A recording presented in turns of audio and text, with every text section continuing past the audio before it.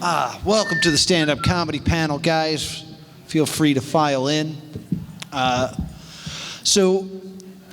anyone here last year for this panel? Sweet.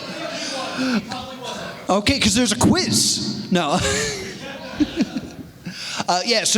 This is a very laid-back panel. It's more of like a workshop and stuff like that. If you want to take notes and stuff like that, I recommend a notebook, but if you want to just do it on your phone, you can do that too. But if you're texting, you have to read it to the rest of the class. Yes, if I catch you texting, I will confiscate your phone. Put my teacher hat on. Yeah. And I'll release all your Pokemon Go Pokemon. Is that still a threat? Do people play still? Hey, that's a lot of candy, though. It's a lot of, yeah, you still make out in the end. It's fine. All right, so come on in, guys. I have the Bob the Builder song stuck in my head now. Yeah, because you fixed it? Because I fixed it. Yeah. All right, so this is like very informal. Like we'll do some casual chatting with you guys and things like that. So I always like to start off and see where everybody's at. But this is a stand-up comedy workshop panel. This will teach you how to write stand-up comedy. We will be performing at MAGLaughs on Friday. So we're good enough to get booked here. So there's our credentials. Yeah. I've also worked with the likes of Gary Goldman and Judah Friedlander. Ooh. Yes, he is. He's very tall. All right. Yeah, come on in. All right, so this is how I like to start. First and foremost, has anyone here done stand-up comedy before? Woo! All right, a couple of you. All right.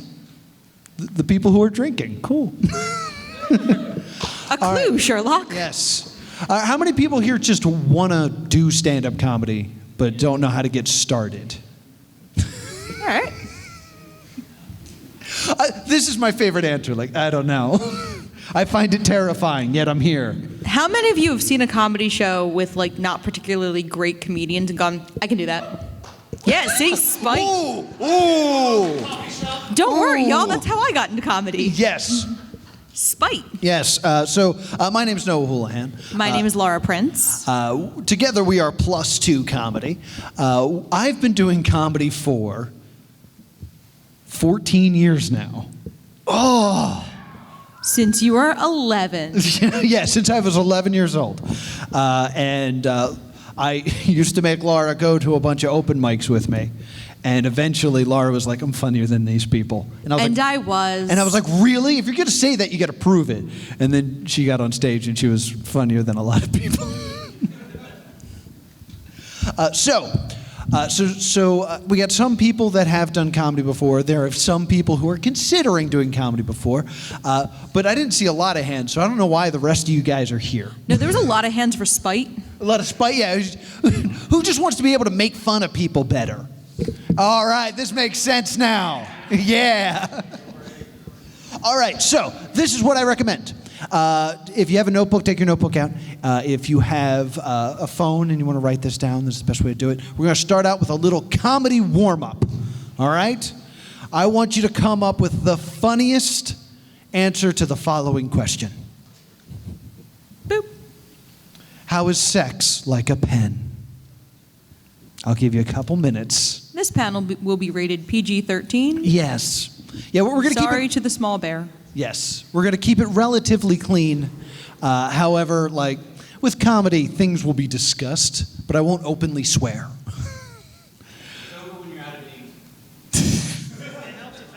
Save it. I didn't call on you.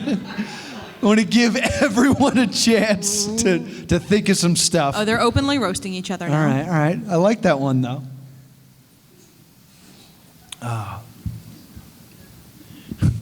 For the people who just walk in, welcome. Welcome to the How, oh, yeah, How is Sex Like a Pen panel. It's just there. That's cool. We'll be spending the next half hour discussing the similarities between pens and sexual conquest.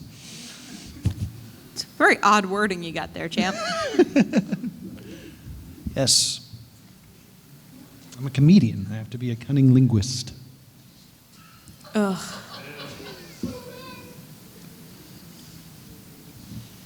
The people who were paying attention laughed, and that's what's important. Did they? All right. Did they? I'll give you guys like another moment, and then I'll give. What's in my wallet today?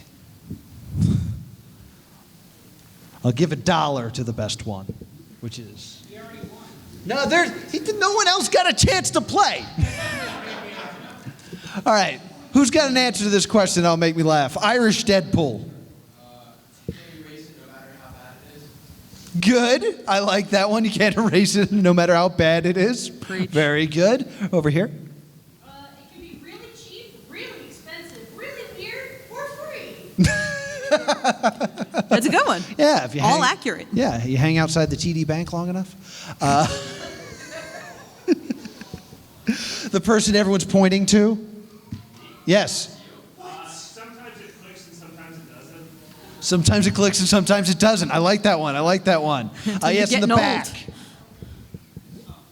never have it in class when you really need it. You never have it in class when you really need it. I don't know what school you went to. But that's an interesting situation. Yes, you right here. It's often hard to make it right. It's often hard to make it right. That's a good pun. I like that. Very good, very good. White and red shirt. Either capped or uncapped. All right, very good, very good, very good. Yes, front row. You take it, and you start using it, and after 2 seconds of jiggling it, it just runs out of itself. You know how you jiggle your pens? Very good. Yes, right here. Okay, so you feel relieved when you get some in the office supply closet. You're relieved when you get some in the office supply closet. I like that one. Yes, up front. The older you get, when you click your big, it's big retracted. Or the older the pen, The older you get, the more. the older the ink, and the pen just dry down. Very good, very good. Maroon hoodie. Whenever you need it, you can't actually, like, the time in which you actually need it, you can never find it. The time you actually need it, you can never find it. Very true, very true. I can never find a pen. Yes, checkered. I keep giving it away, but my friends never give it back. Very good. Very good.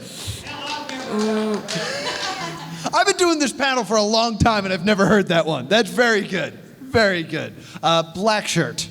The next room is quiet enough, you can hear both. If the next room is quiet enough, you can hear both. Okay, all right. Okay. Blue blazer? The blue blazer. Pen will do the same thing regardless of how much you pay for it. Say again? A pen will do the same thing regardless of how much you pay for it. A pen will do the same It's thing. extra for cursive, sir. Very good, very good. In the back. I've never used a pen.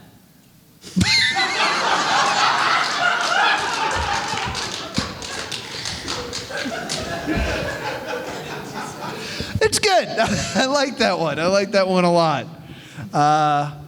Sunglasses with the timid hand. It helps to have a big bit. It helps to have a big pick. Very good, very good. White shirt. It always explodes in my pants. Very good. Doctor. If you don't have any, maybe your teacher will take pity on you.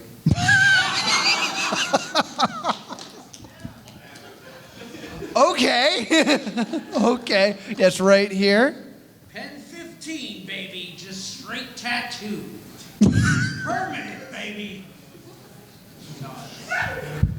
I'm not sure I follow, but it still made me laugh. So, yes. You get concerned when the wrong color comes out.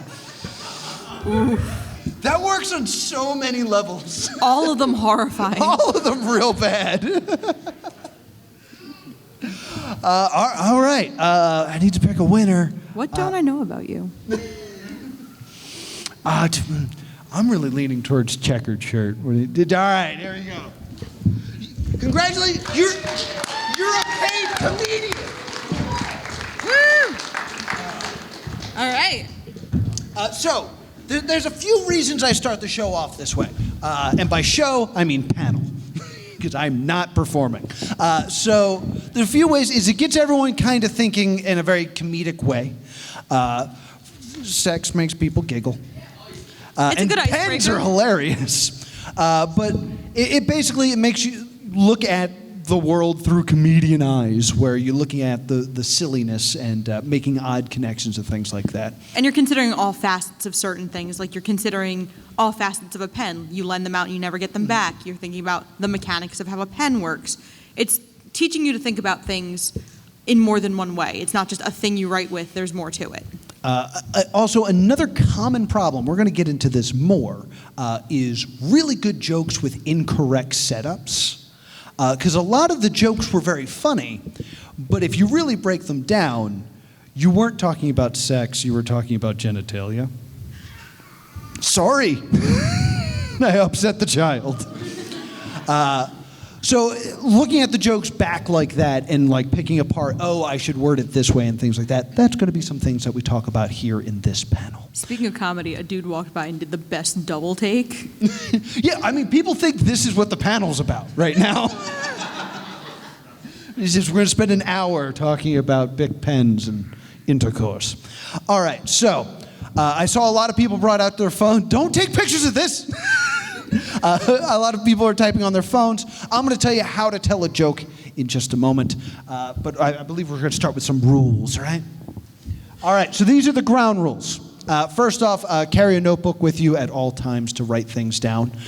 There are so many jokes that I have lost just because I was like, I'll remember this.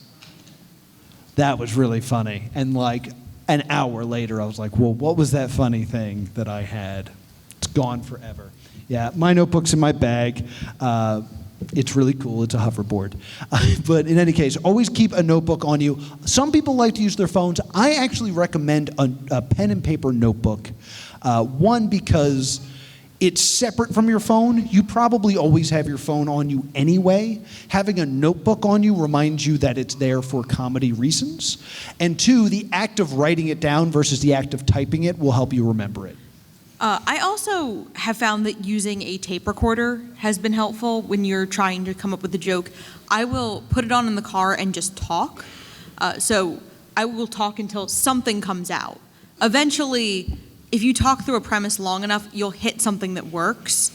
And this is more if you are actively trying to write instead of if something just comes to you. But if I'm trying to write for, say, tomorrow's show, I will think of something that's been on my mind and just babble till I find something that works and move on from there. Yes.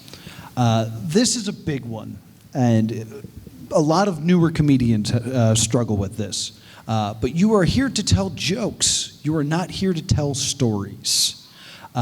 Basically, if you have a really funny story, you should probably write a book. Jokes work on stage and stories don't. Basically because the story is probably about you, and audiences just don't like you.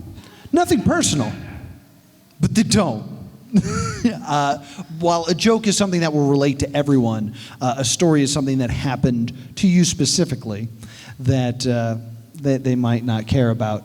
And obviously there are famous comedians who break this rule. Like if you're thinking about like John Mulaney playing What's New Pussycat 36 times. Like that's a funny story. But you have to know the rules and get good at comedy within the rules before you can break them. Yes. On average, you should be getting a laugh every 3 sentences when you do comedy. So your setup should be no longer than 2 sentences. Now, I've had some things that were longer, and basically what I'll do is like, okay, the punchline's here, my setup's all the way over here.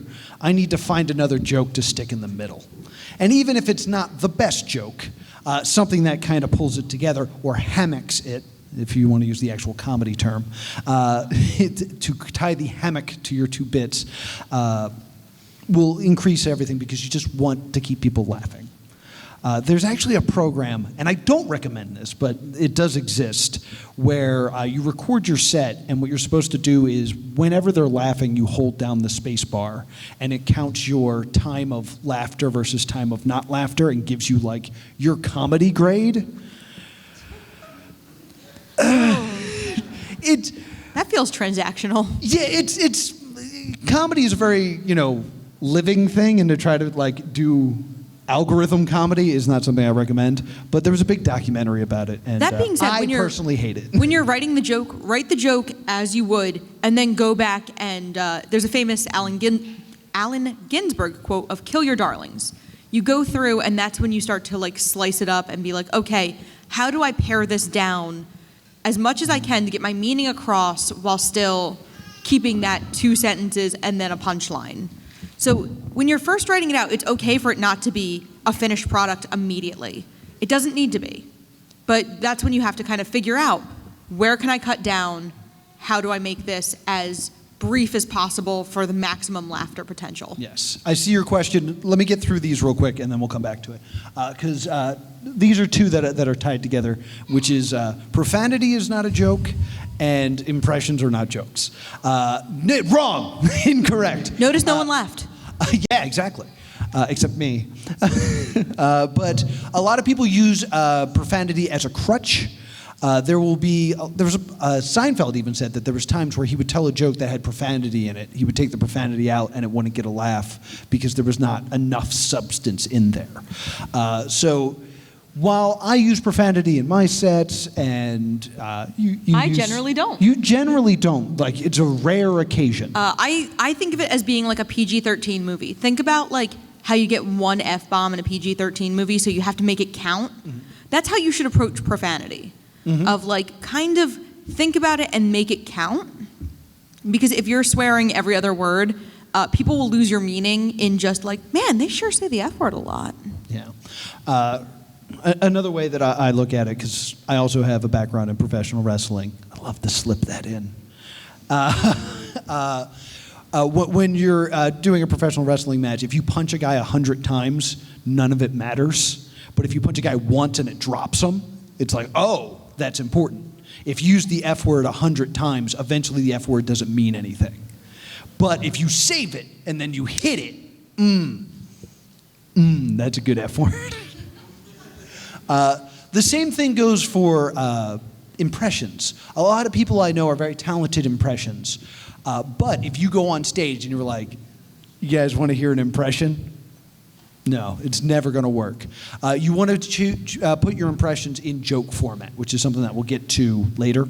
But I just want to throw this out there now. If you think you're just going to go up there and do all your impressions, it's not going to go over well. And also, as a rule, don't do impressions of fictional characters. Because I was getting started in the comedy scene during the heydays of Borat. And everyone did a Borat impression. And you know who does a really good impression of Borat? Sacha Baron Cohen. He's already a comedian and he's already doing it. So you're never going to do it as good as him, so stop. I mean, that goes hand in hand with the next rule, which is don't borrow material. Mm-hmm. If you're doing a Borat impression, you're borrowing Sacha Baron Cohen's material. You didn't make that up. If you go like, my wife, you didn't make that up. Yeah. And it doesn't work. And no one laughed because what I just did wasn't funny. Yeah. Also, it was a bad impression. I wasn't going to say anything. But yeah, and guys, I'm going to level with you. Your impression, probably not as good as you think it is. On top of that, I've so many times have been watching stand-up comedy. They've hit an idea that I was like, ooh, I just thought of a funny punchline for that. And then they do that exact punchline. And then I try to convince myself that I thought of it first. Despite that special coming out in like 1992. Yeah. So like, always be wary. To me, the worst thing in the world is for me to be on stage and someone else to go, I've heard that before. Like, that to me is death. I'd rather get booze than have people think that. And sometimes there is such a thing as parallel thought. Of like, you come up with a similar joke that someone else has come up with or comes up with. I was at a show and I was about to go up and someone did a very similar joke to something I had written very recently, and it was the first time that comedian had done the joke, and it was purely on the virtue that he was before me that night on the list. But then I had to rewrite my entire set to get rid of that joke because I didn't want to look like I had stolen his joke. That being said, he quit comedy, so... Yeah, that's yours again. Yeah. That 10-year-old joke is going to work now. Don't go over your time. That's more if you're currently performing in the clubs. Anyone that goes over the light, they flash a light in your eyes when you're done, is the worst human being on the planet. I have been to clubs where they will literally cut your mic and turn the lights out over your head. Oh, I was in New York, and somebody went over their time, and they cut the mic on him. So he just started hitting it because he thought it was broken. And he was just like, come on, come on, come on. And they turned it back on so he'd stop hitting it. And he goes, all right, let's keep going. And we were all just backstage like, please take the hint. Please take the hint. So please never go over your time. And Noah is saying in clubs, if you start at an open mic, which is where most of us start, it goes double for an open mic because that's where you're also earning your reputation. And if you get a reputation at an open mic for being the guy who goes 7 minutes when he gets 5, you're not going to be booked on a show where you get to do 7 because people will be like, he eats the light, he goes over time. Yeah. Yeah, I've run a show where I had to play music to get somebody off stage, and he yelled at me. He was like, you ruined the end of my bit. And I was like, yeah, you had 6 minutes to perform. I have to be in charge of a 2-hour show. I don't care about your 6 minutes that much. I have to care about the audience and all these other things. So there's never a good time to go over your time. And finally, whenever you approach a joke, you should always approach it that the thing you're talking about is wrong. Never that I am right. As soon as an audience smells that, I can keep talking, it's fine, smells that like holier than thou feeling of like, I have all the answers, no one's going to like you anymore. You can get an audience to agree with you that something is wrong. They'll never agree that you're great. Which is wrong Sorry. on PowerPoint, and we have not caught it yet. Oh my God, it is. We went over this PowerPoint 15 minutes before this panel, and yet still. Whoops. Sorry, we're wrong. All right, so I'm going to tell you how to write a joke. All right, this is basically the format you should use to write a joke. Basically, you start with your attitude, and then there's your topic, your premise, your act out, your mix, and then your second act out. Write this down. This is your format of how to tell a joke. Now, the mix and the act out are optional. The second act out are optional. They're basically so you can squeeze a little bit more funny out of a joke because you wrote something funny. You should use it more.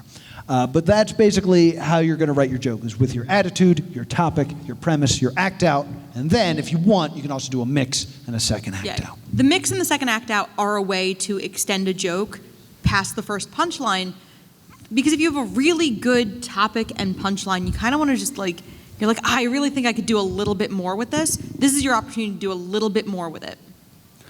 So let me break down what each of these things mean. So first, there's your attitude. This is how you feel about something, okay?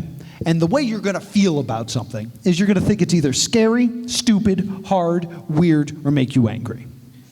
Why these? Why not love? Because love's not funny.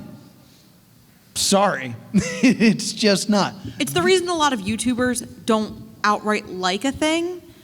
They will find something to complain about because it's not entertaining to be like, I really liked it. Yeah. It's more entertaining to be like, this is why it's wrong. Think about how many YouTubers have released reviews of cats recently. It's not because they liked cats. It's because it's more entertaining for you as the viewer to watch a review about why cats is stupid, weird, scary, hard to watch, and makes you angry. Yeah. How many people here watch the Angry Video Game Nerd? How many people here watch the Happy Video Game Nerd? A couple of you. I'm really surprised. A lot of people, when I bring that up, can't believe he's a real person. But there is. There's a Happy Video Game Nerd who just likes things. I kind of thought you made him up too. No, he's a real person. He stopped skeletons from fighting now? Oh, I was wondering why I hadn't heard from him in a while. I'm sorry. But for serious, did anybody else see cats? It's So as fuck. It was the horniest horror movie You're not wrong. You're not wrong in any way. Now I saw it before they fixed it. Here's the I've fun seen some thing. things. One of these actually does not belong, and that's angry. The reason angry doesn't belong is chances are, if you're trying to think what makes me angry, the fact that it makes you angry is probably because it's stupid or weird or hard or the other one. Scary. Scary. That's probably why it makes you angry. I find it easier to write from an angry point of view, but eventually when I'm done writing, I'll look back and be like, oh, I'm actually just scared of this. That's why I'm angry. I went on a big rant about how a friend of mine had a kid recently, and I hated that he had a kid. Because and I hate the phrase "had a kid" because that means that there was once a kid and now it is gone. And I wrote all this stuff about how it made me so angry, and then I realized it was because I was afraid of having kids. And then once I realized that that was truly my angle, I wrote a better joke. So those 4 or 5, 4.5. 4.5 are the best way to do it. Would I Question over. Yes. Comment. Yes.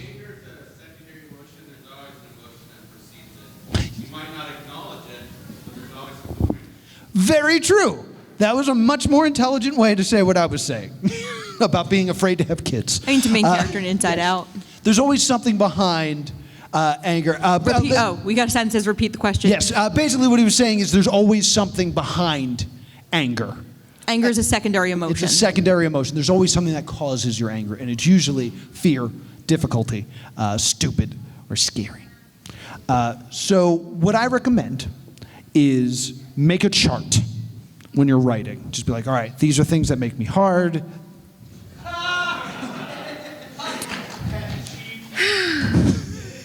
These are things that are difficult. These are things that I think are scary. These are things that I think are stupid. These are things that I think are weird. And you can just those write down. 5 different jokes about cats. You're going to talk about cats this whole panel, aren't you? I really am. Someone needs to understand what I've been through. And the things you write in that chart will be your Topic? That's the thing you're writing about. I was going to say cats again. No. These are the things that you find scary or difficult or weird or stupid. Basically, you want to make sure that these things make sense because you're not trying to be funny yet.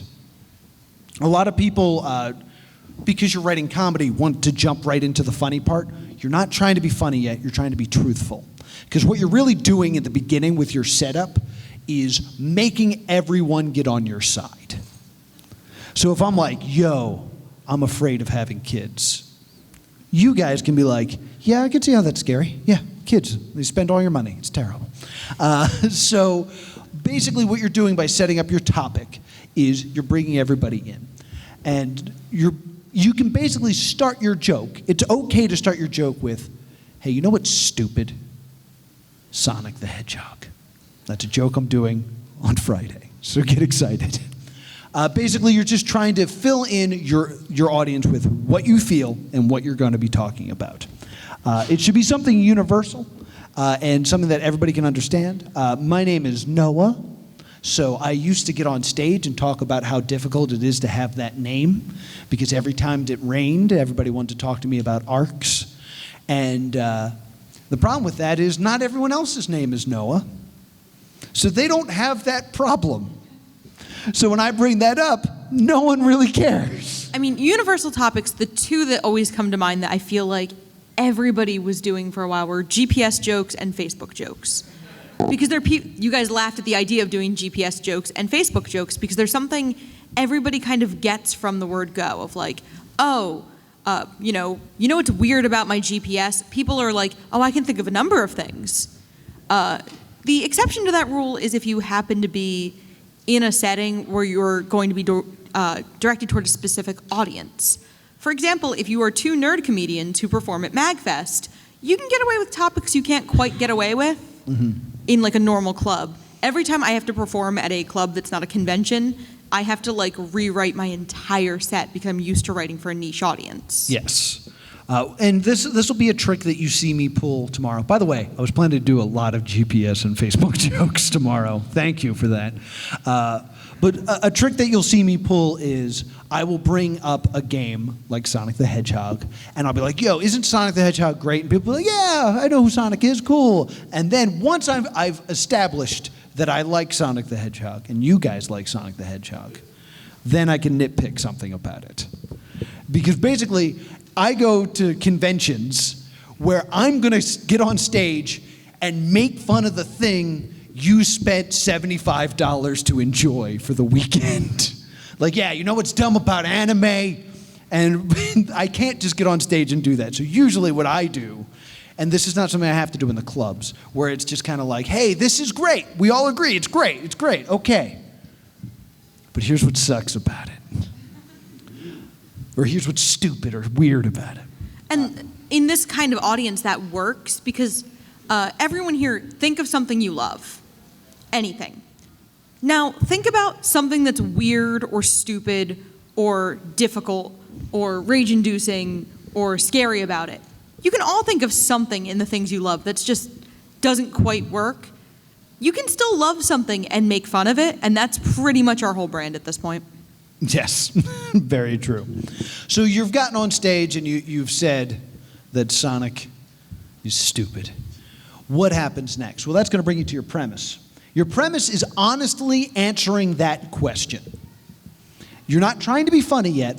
You're just trying to basically state your case. I've stood up in front of the audience and have said, hey, Sonic is stupid because of the backlash about the movie. Everyone, I assume, has heard of the backlash around the movie and the original model for Sonic.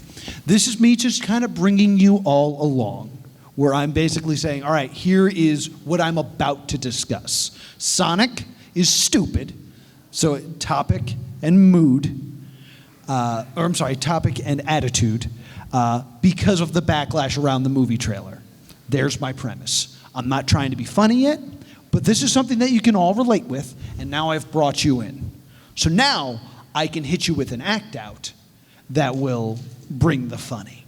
So right now, the premise part of this is the last part of the joke where you're not trying to be funny. You're just trying to bring your audience in. You're bringing them on this ride with you. Notice that I basically set that up in a sentence. Ready? Yes.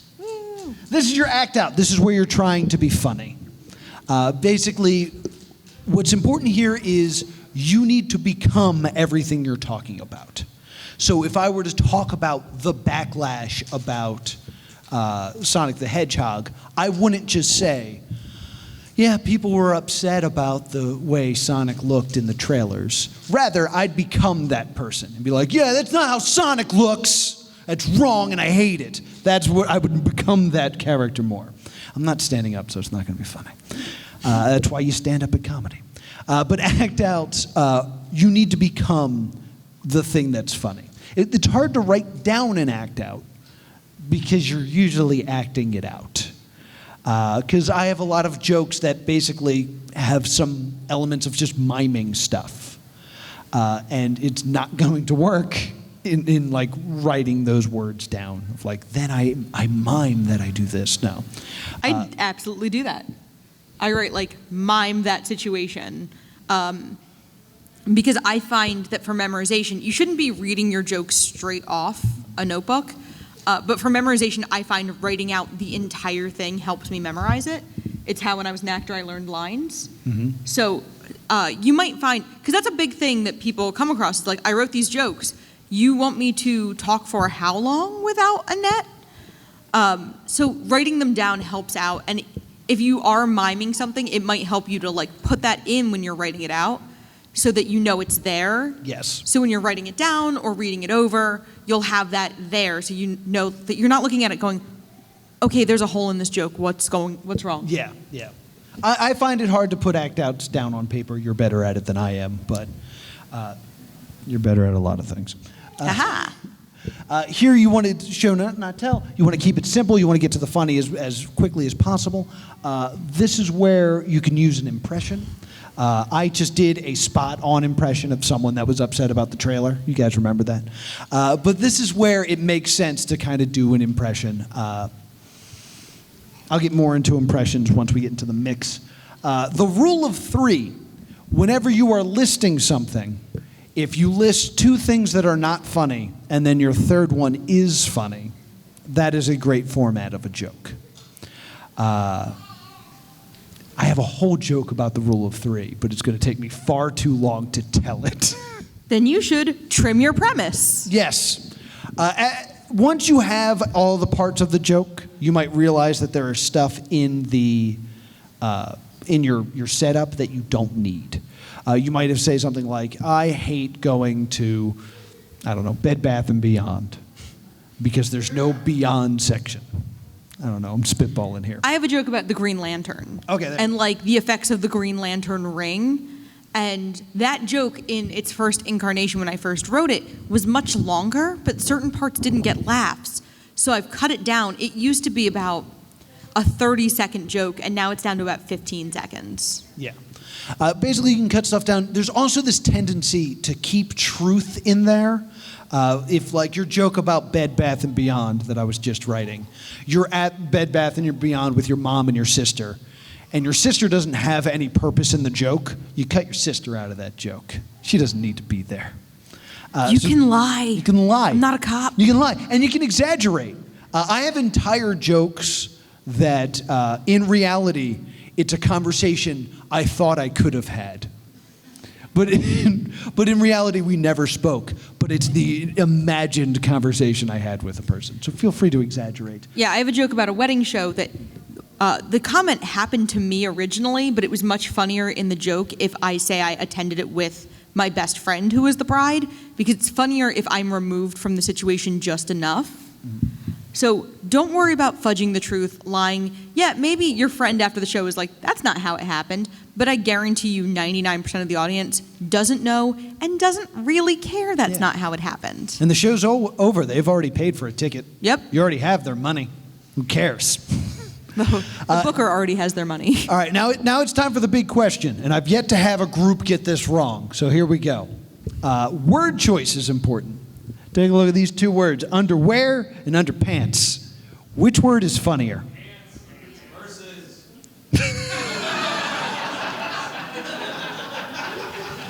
Very good. Comedy is in the unexpected. Yes, that was excellently done. Votes for underwear. Votes for underpants. Why? Pants is a funny word. Pants is a funny word. That is 100% correct. Nailed it. There is something funnier about stop plosives, which is p, d, k, t. They're funnier sounds. That's why it's a great punchline, because they're sounds that you can hit harder. It's hard to hit like an M. There's no impact in a. See, Mom, I told you I'd use that linguistics degree. But like that's one of the great things about the F word, is that you start with that nice soft, and it's like a drum roll up into that, which is the funniest sound in the world. So when you're writing your setups, you actually want to set them up with more M's and S's and N's and gliding sounds. And you want your punchlines to have more K's and T's and D's and B's. I know it sounds insane, but it is true. And again, it is 100% okay to write the rough draft of your joke without considering this, and then go back and change it. Yeah. Rough draft, draft writing is okay. I have that it's okay to rewrite things. But what you want to do is just get something down on paper, and then, you want to refine it until it's perfect. And it's okay to take that time.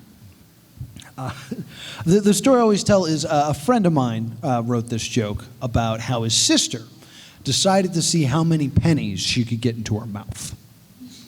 What a great use of an afternoon. So she was just seeing how many pennies she can get into the mouth. So either she dies doing the stupidest thing imaginable, or she successfully gets $1.77 in her mouth, and her mouth tastes weird. He did that joke for about 2 months, and it didn't do well. And then he randomly changed it to, she gets $1.18 in her mouth. And just by adding that B sound in buck and the K sound in buck and the 18, the joke got better. Yeah. Because it's something you can hit more. There's more impact in it. It's that X factor of how you're delivering. A lot of people will just think it's something unnameable and liquid that you can't really define, but that stop plosive is part of it. Yeah. It's something you're not going to be able to like really necessarily define when you're seeing a comic, but it's something you'll realize once you kind of like see the source code. Next time you watch a comedian, you're going to be like, oh, I see it now. Exactly. Now, this is a complete joke at this point. Is you have your attitude, your topic, your premise, and your act out. You have a joke now. But you can also milk it a little bit more and get a little bit more out of it. That's where your mix comes in. Your mix is applying the same logic to the situation and putting it into a different kind of situation. If X is true, then Y. Yeah. An example would be like, I hate going to the mechanics. The mechanics are so weird, following weird mechanics, because they can never give you a price. You know, I went for an oil change and they were just like, it's a lot tougher to change that oil than we thought it was going to be. It was a lot dirtier, so it's going to be $20 more. And I'm too stupid to fix anything, so I'm like, all right, here's another $20. There's no way for me to tell that you did anything. Complete joke. Clearly not a good one, but a complete joke. Because you should say $20. I should have said bucks, you're right. No other profession can do this. This is the mix. No other profession can do this. Like, you would never have that happen with a surgeon. Like, you'd never wake up from surgery going, oh, I know we were just giving you a new kidney, but there was a bunch of other stuff in there. And then once we cut you open, you just kept bleeding. That's going to be another $100. That is a mix. Basically, I took the same idea of what a mechanic does to you and applied it to a new situation of a doctor. And then the second act, And the that's second that act out causes goes in. the second act out, where I once again embodied the doctor. And this is another great place to do your impression. If you have a great impression of, I don't know, who are people doing impressions of these days? Who's not in jail? Yeah, Trump, I guess. Like, could you imagine if it was Trump and then just do a... I can't do a Trump impression, I'm sorry. It's not in my skill set. And an impression does not necessarily mean a celebrity impression. It means, like, I am not a mechanic, and nothing about me looks or sounds like I could fix your car. But you might be acting in, like, what you think a mechanic sounds like. You know, like, we just had to get in there. And for some reason, like, to me, mechanics have, like, a Newsies accent. Yes. Because I don't know anything about mechanics, Yeah. and that's very clear. There's also, like, there's no problem if you don't have the skill. I used to do a bunch of Kingdom Hearts jokes where I would do impressions of Goofy, and every time I did an impression of Goofy, I would just go, yeah, spot on, right? Even though it was terrible. I addressed the fact that I wasn't good at it. I got a little bonus laugh out of it. That's how it works. Something that you had a question, and I wanted to make sure we got through all that before we got to your question. What was your question? I was just going to ask what the name of this Space Bar Laugh program was. I know that it's bad advice and don't use it, but I've never heard of it. I honestly forget what it's called. It was in a documentary called I Am Comic. So if you watch that documentary, you can see it. Repeat the question. Okay, he was asking about the program where you use the space bar to define how much laughter you had. Yeah. I still don't recommend it, but still. I love that they have a prefabricated sign for that exact you're purpose. doing it wrong.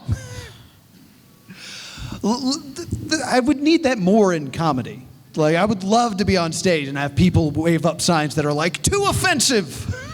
Tone it down a bit. Use stop plosives. You're dragging that premise into the ground. Move on. So be more offensive. Yeah, this is boring. So those are the basics of writing a joke. If you follow those steps, you will write jokes. The exercises that I like to do is I like to do the attitude chart, where I'm like, okay, let's write stuff that makes me angry, let's write stuff that I think is stupid, so on and so forth. Especially when I'm coming to these cons, I also do it the other way, where I will pick a premise, like the Final Fantasy remake, which I'm doing jokes about tomorrow. Cats. Cats. And Hope I'm like, y'all like cats. and then I'm like, okay, what makes me angry about this? Cats. What do I think is stupid about this? Cats. No. That would not be right. Your topic is cats. If your attitude is stupid, you now have to correctly answer that question. Cats is stupid because I only have 10 minutes tomorrow. the CGI is awful or something like that. So that's a writing exercise I do, is I will pick a topic since I'm writing specifically for an audience. A few years ago, I roasted the Angry Video Game Nerd. Did anyone see that? No? Are you saying a couple years ago? It's been quite some time. It was an invited roast. It's not mean if we got an invitation. Yes. So I had to write jokes about the Angry Video Game Nerd, which means I had to watch his entire YouTube series and just be like, I don't like that there's pens in his pocket. I think that's stupid. Hey, I'm not getting to the funny part yet. So basically, I had my topic locked in. It had to be about James Rolfe, the Angry Video Game Nerd. So I had to pick him apart and be like, what's stupid about him? What's weird about him? What scares me about him? He didn't really scare me. And then write from there. And then he made me very hard. One of the things I remember is that you found weird was that he swore a lot. So you did kind of a takeoff on the anger translator from the Key and Peele sketches, and you had an Angry Video Game Nerd translator. I think you might have done it before. I think I did it first. Don't come up here and do a panel about how I ripped off Key and Peele. Ripped off of me! Yeah, actually, you may have legitimately done it first. Thank you. In any case, another exercise that I like to do is... Okay, Google, what year did Key and Peele start? I'm going to do the panel. You can go ahead and prove me wrong later. Is I like to do a mix exercise where I'll take a bunch of topics I want to write about, and then I'll put them in a bag, and then I'll grab two of them out and be like, okay, let's see if I can connect it. Reach into the bag. All right, vegans and video games. Ugh. And I'll just try to write as many connections, like our sex is like a pen bit, and try to make as many connections as I can. The way I used to do this is, there's a great way to write, is I kept this bag by my bed, and when my alarm went off, I would hit snooze, and then I would write as many connections between whatever I pulled out until my alarm went off again. Something about that like weird, not fully conscious yet brain that happens when you haven't had your coffee and you only have 9 minutes to write as much nonsense as possible. I've had like notebooks that are just that. And if I go through those notebooks, I would say about 10% of it is funny. But, juicing your notebooks and getting that little bit of funny out of them. Yeah, have no it's problem difficult. throwing things at the wall and seeing what sticks when you write. Also, Key and Peele started in 2012. You were first. Thank you. I already knew that. I don't know why. Yeah, thank you. Thank you. Thank you. Good night. We still have more panel. Yes. So I'm used to just big applause. It's time to leave. Questions you should ask yourself. This is a lot of things that new comics I see always struggle with. And the first and foremost is current events. Should you do current events in your jokes? You can. I would recommend not doing it when you're starting your career. Because those jokes have a very short shelf life. Yes. And you're not going to be able to make those part of your core 5 minutes that you're going to be shopping around. Yes. Because they expire very quickly. That being said, there are people who have Olympic sets that they trot out every 4 years. Yep. I have the Halloween set that comes out around Halloween, so I do that. The Valentine's Day jokes. I have a set of jokes that only come out when Girl Scouts are selling cookies. Yep. But I have 15 minutes about when they elected a new pope. That was what, 6 years ago? Yeah, it's like I can't 2012, do those 2013. jokes now. I can't come out and be like, remember when we elected a new pope? No, I don't. That was forever ago. what I recommend when you're first starting out is you're trying to write your golden 5 minutes. Your 5-minute set that when you get booked, because the first time you get booked, they'll probably only give you 5 minutes. 5 minutes, start to finish, very, very funny. That's what you want to write. If there's current events jokes in there, you're going to lose part of your 5 minutes. Once you have your 5 minutes, you then write your next 5 minutes, and hey, now you have 10 minutes. And then once you do that, you write another 5 minutes, now you got 15. Once you have 15, now you can throw in some current events, because if you lose those jokes, hey, you still have 15 minutes. And when we say current events, there's some that you can kind of bring out more than others. Like if you have ones about certain kinds of weather or certain holidays, they aren't evergreen. You can't use them 12 months a year, but like your Halloween jokes, you can trot them out every year from like September to like November 15th. So that's something also to consider, is some jokes can be used every year, and they don't really get old because they don't have the chance to get old. Yeah. Next I want to talk about is being offensive. Guys, I run an open mic and I see this all the time. There are these people that get on stage and they don't get laughs, and then they hate silence, and then they start to be like, well, if I offend them, I'll at least get groans. You ever see that episode of It's Always Funny in Philadelphia? Oh, Sunny, excuse me. It's Always Sunny in Philadelphia. It's funny, though. It's a funny show.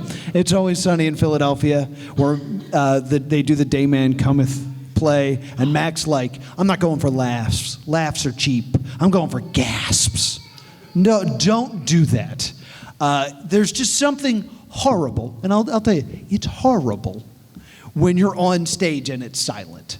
So trying to do something to get a reaction of some sort, like you'll feel that in your chest. We're like, I just want them to make noise. Maybe I'll call them all idiots. Maybe they'll make a noise if I do that. You'll feel that instinct. You got to fight that because you're going for laughs. Yeah, you're trying to be funny. This isn't professional wrestling. You don't want them to boo you. You don't want them to be angry at you. Comedy, everyone's there to have a good time. We're going to talk a little bit more about ways of being offensive in like the next slide, I believe. Yes. And also, how do you transition from one joke to another? Because a lot of people, they get stuck where they're like, I'm talking about, video games, and then I'm talking about the church. How do I get there? The best way to do that is through your attitude. Because a lot of times you'll be able to tell jokes and be like, you know what's stupid? This. You know what else is stupid? And then you can move on to your next topic. Your attitude is one of the best way to bridge things. I know that there's some comedians, Doug Benson is a master of transitions where that's like part of the joke. And if you can write those, sure, but if you are stuck, that is the easiest way to move from one thing to another. The thing you want to avoid is, what else? What else I want to talk about? And every comedian does it. You just try to avoid it. Yeah, try to not do that. I've done it. I've seen you do it. We all do it. But like, try not to. I'll do it tomorrow. Hand in hand with comedy being offensive, offensive for the space you're in is also something you want to consider. There are shows where you can have an R rating, where you can say bad words and have premises that are sexually based, and it's fine. But if there are kids in the audience or it's an all-ages show, you want to be cognizant of that and be aware, like, this has to be a PG-rated show. That's the idea of working clean. If you tell someone you can work clean and then tell a bunch of sexes like a pen jokes, you will not get rebooked by that booker or anyone else who wants to book clean shows. Fun story, I was booked to do a show in the Comedy Attic. And it was like in the third floor of this restaurant. And we showed up and there was no power. So they're like, I'm sorry, there's no power. We're going to have you do the show outside. And we did a show outside by a playground. And 3 of the comics didn't do the show. They were just like, I can't do my set here. And I was like, okay, more time for me. So I just adapted and was like, okay, I'm going to tell a bunch of jokes about Nickelodeon. I have those. And just flew through my set that way.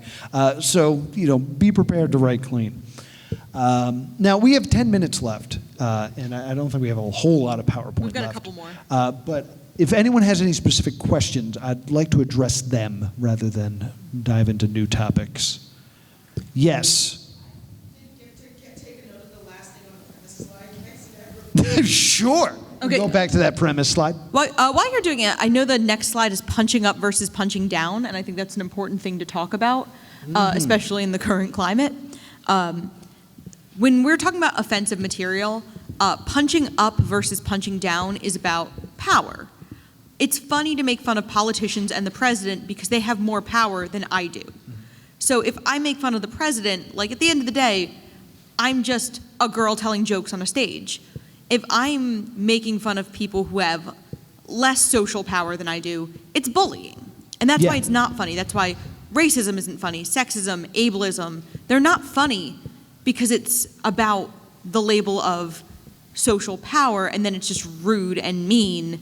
And nobody's really with you when you're mean. It's a great Yeah. way to get the audience to be like, oh, this person's just awful and I hate them. And if you're telling jokes that are ableist or racist or sexist, you probably are awful. Yeah. I actually, my rule of thumb is, would you tell this joke if the person is in the room? And if the answer is no, you should probably get rid of that joke. I remember I did a show with a guy, and he was doing this hacky bit about what someone would sell in a white people store versus a black people store. Just hacky, just like the white people store is a pool store.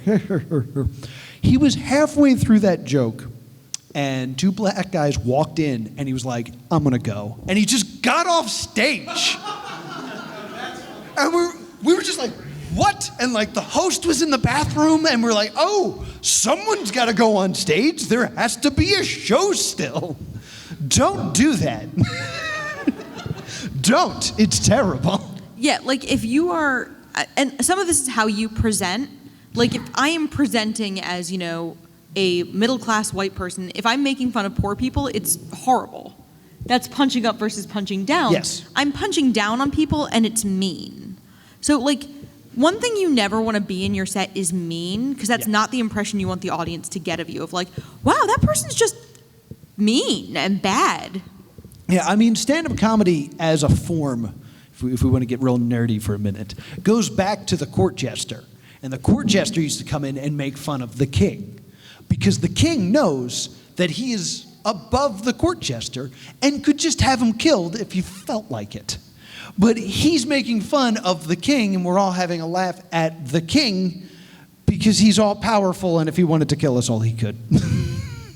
If you were to make fun of the poor people who live, in squalor, it's less sad. It's more sad because it's not as funny. I mean, that's why, going back as far as Shakespeare, Shakespeare spends a lot of time making fun of court and courtiers, and he doesn't spend as much time making fun of peasants. If you think about, a lot of his comedy characters are peasants, but they're making fun of the rich people. If you think of like the gravedigger in Hamlet, or the porter in Daddy Mac. Every theater person just laughed because they know what I didn't say, because I'm on a stage and I don't want to die. But they're working class people making fun of courtiers, because that would have been funny to Elizabethan audiences in a way that courtiers making fun of peasants isn't. I've seen a lot of productions of Twelfth Night. I'm going to go full nerd. Oh my goodness. Productions of Twelfth Night where Malvolio's character doesn't work because it's people who are higher in status than Malvolio making fun of him, and the audience just kind of feels bad for Malvolio. Like, he's a stuck-up jerk, but if you go too hard on him, everyone's kind of like, does he really deserve to be, like, imprisoned and crying at the end of Act 5? I don't know. You guys 12th Night fans? Oh, wow. Cool. You guys are awesome. You had a question. What about like self-deprecating? That is okay. Basically, thank you. Basically, I had this debate recently of like, can you do comedy without making fun of someone? And basically, whenever you do comedy, there is always the other. This is because, and it's my personal belief that Laughter stems from, I'm with people who believe the same thing that I do and I am safe. That's why it's easier to laugh in a group. Like when you're at home watching stand-up, and you know how you just do this? If you're with a group of people, you'd probably laugh out loud. Because it's a sense of community and stuff like that. And it's hard to have like, we are this and we are connected without mentioning something that's outside of the group. And you can make that yourself. And I take shots at myself all the time for being a nerd. And there are times where I get laughs because look at the sad nerd. Look how sad his life is. And then there are also times where I'm amongst nerds and I get laughs of like, I'm that too. Not that you guys are sad. But in this context, again, we have this weird niche context of we can be like, we are the community of nerds. Look at those people who don't understand what's happening, and I have to explain 22 Marvel movies to my mom. Like, we can kind of other the rest of the world and be like, Yes. we're nerds, we're all in this together. I'm gonna make more Shakespeare jokes. What's up? Yeah. But yeah, self-deprecating humor definitely works, making yourselves on the out. If you want more of that, Ellen DeGeneres is amazing at this. She used to do stand-up besides dance and talk to people and scare them. But she did this amazing self-deprecating humor where the whole bit was not only was she making fun of herself, but she came off as she was oblivious to it. Like she was completely unaware that she was making fun of herself. Brilliant. All right, we have like 2 minutes left. Real quick with etiquette. Oh, we have a question. Yes. Yeah, I'm wondering if there's a book or like a handout online because I wasn't able to take notes. And Okay. we do actually Commedia dell'arte theater Oh. for an audience. Okay, very And interesting. a lot of this is very applicable, and I find it enlightening. So, but I don't want to leave like not knowing where to go to find the notes. So we got asked about book recommendations or resources online. You saw him grab that sign. I did. But basically, the two I would recommend are the Comedy Bible. A lot of what we talked about here is very similar to the Comedy Bible. And also the Complete Idiot's Guide to Comedy, because it's a British book. And the way that the Brits look at comedy versus us is very different.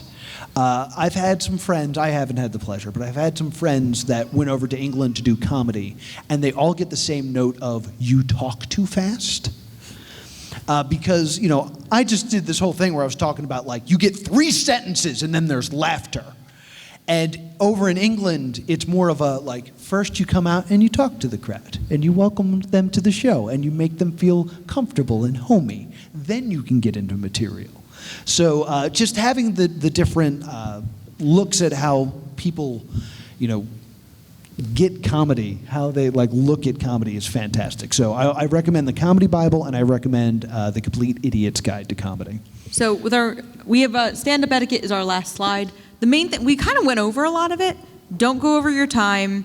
Be aware of the room you're in and tailor your material to that room as far as, what level you're at, how offensive you're willing to be. I mean, it's okay to be R-rated if it's a 21 plus room, but if it's a room with kids, maybe don't do that joke. I'll tell this story very quickly. There was someone I know from a convention that wanted to do more comedy, and I was like, oh, I know a great open mic. If you want to go there, it's in Philadelphia, we'll go. And he got there before me and performed before I got there, and by the time I got there, he was getting thrown out. And I was like, what happened? And basically, one, he refused to order a drink. He just kept getting water from the bar. And as stupid as that sounds, like, the venue is providing you with a place to perform. If you can throw them $2 for Get a cola, soda, get a plate of, if you don't That's drink, great. you can get a soda, get a plate of fries, something. And he did political humor, but it was about how the president is great. And I won't say which president it was, but it was a controversial opinion. it came from that point of view of I am right rather than they are wrong. And because it was basically like, how dare people criticize the president? And then people who do criticize the president are immediately like combative, and they left. And basically the comedian has now cost business to the venue. You don't need to be there anymore. So I walked in as he was getting thrown out, and I was like, oh, all right, whoops. He has since quit comedy. Talk to other comedians, play nice, just don't be mean to people. We used to have a friend who would sit in the back on his laptop, and one night I decided we were going to be friends. So I went over and just talked to him and was like, you should really put the laptop away, everyone hates you. And he put the laptop away, started talking to people, and now he's like pretty successful because he made the point to build relationships. It's not what you know, it's who you know is unfortunately a little more true in comedy than anyone wants to think. Very so true. Making friends and building those connections is important. All right, we have to wrap it up because we got the Yes. wrap it up sign, and I see Yes. you're about to pull up the wrap it up sign again. Yes, it's 8:30. Now, we are in this room at 9 o'clock doing our game show. It's So we're called not Game the leaving. Gamer. So we're going to be in here setting up. So if you guys have any questions you want to just talk to us about personally, come on up here. Also, stay for Game the Gamer. We give away a bunch of mag points. It's similar but legally distinct from Cutthroat Kitchen. Yes. So all you got to do is play some video games and win some mag points. It'll be a good time. You don't have to win, you just can't come in last. It's a good time. So be sure to stay and check this out. And also be sure to check us at Mag Laughs tomorrow. I'll be hosting. Laura will be performing along with some other fantastic comedians. Thank you guys so much for coming and talking about stand-up comedy with us.